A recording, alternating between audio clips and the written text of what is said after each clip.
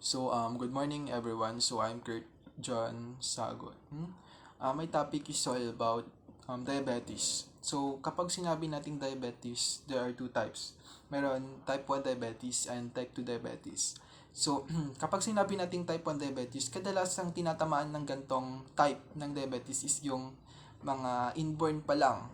Kumbaga, inborn pa lang sila, meron na silang autoimmune disease na tinatawag or mahina na yung immune system nila. So, ang nangyayari, tinatamaan sila ng gantong uri ng diabetes. So, dito naman sa type 1 diabetes, kumbaga, yung insulin, kumbaga, yung pancreas nila is hindi sila nakakapag-produce ng insulin. When we say insulin po, ito po yung gateway para mapunta yung glucose or yung sugar natin sa katawan natin. Okay, when we say glucose naman, ito naman yung kinakain natin. Ito naman yung carbohydrates na kinakain natin. Like rice, like meat, mga sugar, mga fruits, vegetables, yung mga kinakain natin, yan yung kapag na-consume ng katawan natin yan, nagiging glucose na siya or sugar. So, yung glucose naman, yan naman yung main source of energy ng katawan natin. 'Di ba? Kung mapapansin niyo kapag kumakain tayo, and also kapag kumakain tayo, 'di ba? Malakas tayo, nagiging active yung katawan natin. And also kapag kumakain tayo, yun na nga, may energy tayo, 'di ba? So, yun, balik tayo sa type 1 diabetes. Sa type 1 diabetes, dahil hindi nakakapag-produce ng insulin, yung katawan nung merong gantong uri ng sakit, 'di ba? Ang nangyayari, yung glucose nila is hindi pumupunta sa katawan nila. Nai-stack lang siya sa dugo. Kaya sila nagkakaroon ng high blood sugar na tinatawag. So, yun, yung dahilan kung bakit sila nagkakaroon ng type 1 diabetes. So, doon naman tayo sa type 2 diabetes. So, kapag sinabi naman nating type 2 diabetes, ito naman yung uri ng type ng diabetes na kung saan 30 to 60 years old ang nagkakaroon ng gantong diabetes. Pero ngayon kasi halos lahat na pwedeng magkaroon ng diabetes eh. So so dito sa type 2, kumbaga lahat pwedeng magkaroon ng type 2 diabetes dahil sa lifestyle na ginagawa nila. 'Di ba, pagkain nila ng maraming carbohydrates, mga ganon. And also paninigarilyo, pag-inom. So, maaari silang tamaan ng type 2 diabetes. So, dito sa type 2 diabetes, kumbaga, yung katawan nila is sobra-sobra yung napoproduce na insulin. So, ang nangyayari, nagkakaroon ng malfunctions or hindi nagfa-functions ng maayos yung pagpunta nung yung sugar doon sa cell nila. Kumbaga, nai-stack rin siya sa dugo. So, ang nangyayari, nagkakaroon rin ng high blood sugar na tinatawag. So, yun ang pinagkaiba nila. Yung pag sinabi nating type 1, ibig sabihin, hindi nakakapag-produce ng insulin yung pancreas nila. Sa type 2 naman, is sobra-sobra yung napoproduce na insulin ng pancreas nila. Say for example, sa normal, ako normal, wala akong diabetes, di ba? Yung pancreas ko is sakto lang yung napoproduce na insulin. 'Di ba? Sa type 1, diabetes is walang napoproduce. Sa type 2 is maraming insulin yung napoproduce ng pancreas nila. So, yun yung pinagkaiba ng type 1 diabetes, normal, at type 2 diabetes. So, ngayon naman, i-discuss ko naman kung ano nga ba kung ano-ano nga ba yung mga symptoms ng diabetes. So, number 1 dyan is yung palagi kang gutom. Yun na nga, sabi ko kanina, hindi pumupunta sa sa katawan nila yung glucose, 'di ba? Yung energy hindi pumupunta sa katawan nila. So palagi silang gutom, hindi sila nabubusog. So number 2 naman is yung palaging nauuhaw.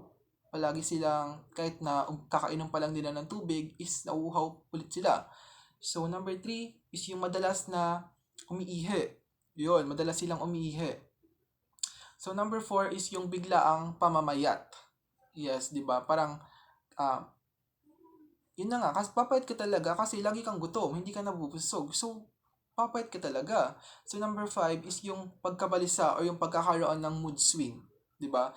Yung kahit sa simpleng bagay pa lang is nagagalit ka na. 'di ba? Kahit na yung parang normal lang na pagsagi sa'yo is magagalit ka na kaagad, yung parang ganon. Number 6 naman is yung nakakaranas ka ng panghihilo, 'di ba? Kahit dahil hindi active yung katawan mo, lagi kang gutom, makakaramdam ka talaga ng panghihilo. So number 7 is yung panlabo ng paningin, 'di ba? Mahirap to sa mga diabetic eh. Yung kahit yung pakonti-konting lumalabo yung paningin nila. So, dahil pakonti ng pakonti yung panlabo ng paningin nila, habang tumatagal, mabubulag na sila. So, number 8 is yung slow healing source or cuts. So, dito naman, yung mga merong diabetes na tao, yung mga diabetic na tao is kapag nasugat sila is, or maliit man yan or malaki is matagal gumaling yung ganong sugat. Kadalasan na kapag nasusugat sila is minsan hindi na siya gumagaling, 'di ba? Or minsan nagkakaroon na ng infections or minsan inuuod na. So ang nangyayari pinapa-opera or pinapaputol nila yung mga na damage na part ng katawan nila, 'di ba? Pinapaputol nila. So ngayon naman i-discuss ko naman kung ano nga ba yung mga complications ng diabetes. So number 1 dyan is yung heart damage. So isa to sa mga complications na pinakamahirap yung yung pagkakaroon ng sakit sa puso. So number 2 naman diyan yung nerve disease, 'di ba? Yung pagkasira ng ugat natin or yung nerve natin. So number 3 naman diyan yung renal failure. Yung when you say renal failure po, ito po yung pagkasira ng kidney natin or yung bato natin. So number 4 naman dyan is yung eye disease. Yun na nga, yung nasabi ko kanina, di ba? Pakonti-konting na lumalabo yung paningin, di ba? So habang tumatagal, mabubulag na sila.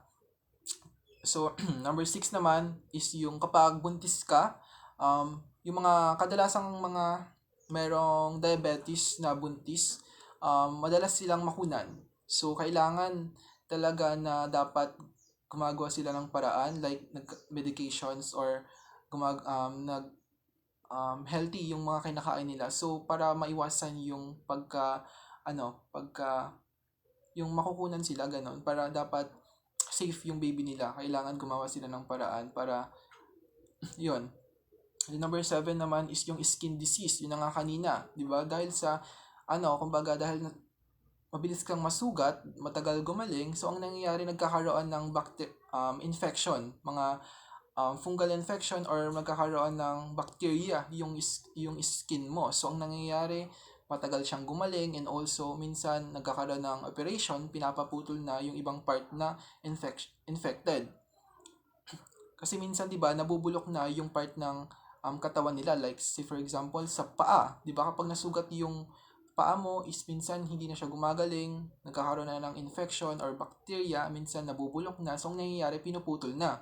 So ngayon naman, i-discuss ko naman kung ano nga ba yung kung paano nga ba ma-prevent yung diabetes. Kasi when we say diabetes kasi hindi siya na-cure or hindi siya nawawala. Kumbaga, lang siya, napiprevent, okay, di ba? So number 1 dyan is yung eat healthy diet. So kailangan kumakain ka ng mga healthy foods. Kailangan disiplinado ka pagdating sa pagkain. Hindi pwedeng marami kang kinakain, hindi pwedeng sobra-sobra yung mga kinakain mong carbohydrates or mga sugars para maiwasan mo yung pagkakaroon ng diabetes.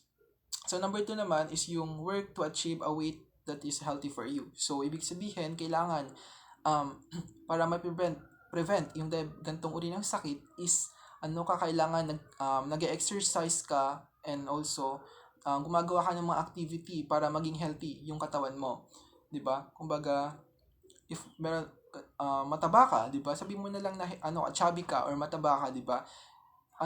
Kumbaga ibig sabihin pure fats yung katawan mo. So kailangan mabilis kang dapuan ng kapag mataba ka, mabilis kang magkaroon ng diabetes. So kailangan nagkakaroon tayo talaga ng disiplina pagdating sa pagkain.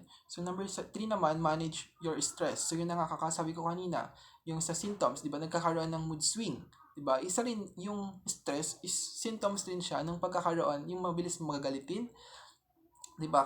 If meron kang stress, kailangan magpatingin ka na sa doktor. Kailangan ng medications para maiwasan yung yung stress. So, number 4 is yung limit alcohol intake. Yun na nga, yung pag-inom mo ng alak is nagkakause rin siya ng diabetes. So, kailangan iwasan yung pag-inom ng mga alcohol and also yung paggamit ng sigarilyo, di ba? Kasi nagkakause yun ng mahinang pangangatawan. So, number 5, get adequate sleep. So, ibig sabihin, kailangan 7 to 9 hours yung tulog mo. Kasi if tawag dito, yon kailangan 7 to 9 hours yung tulog. If meron ka namang sleep disorder, say for example, nahihirapan ka matulog, kailangan magpa-consult ka na sa doktor. So, magpa-medications ka na. So, number 7, yung last one naman is yung take medications. So, kailangan para alam mo kung, kailangan magpagamot ka para alam mo kung ano ba yung gagawin mo if meron kang diabetes or kung ano nga ba yung kailangan mong inumin na gamot para maiwasan mo yung gantong sakit o para ma-prevent yung gantong disease. So parang summary lang ng topic ko is kadalasan kasi when say diabetes, sinasabi nila na sakit ng matatanda, 'di ba? But nowadays kasi pabata yung nagkakaroon ng diabetes because wala silang discipline pagdating sa lifestyle na ginagawa nila, 'di ba? Kadalasan marami silang mga kinakain, carbohydrates, and also nagte-take sila ng alcohol and ng cigarettes. So nanghihina yung katawan nila and yung mga ganong activity na ginagawa nila, pagkain ng maraming carbohydrates is nagko-cause ng diabetes. So, dapat talaga meron tayong discipline pagdating sa mga ginagawa natin para maiwasan yung gantong sakit. Yun lang.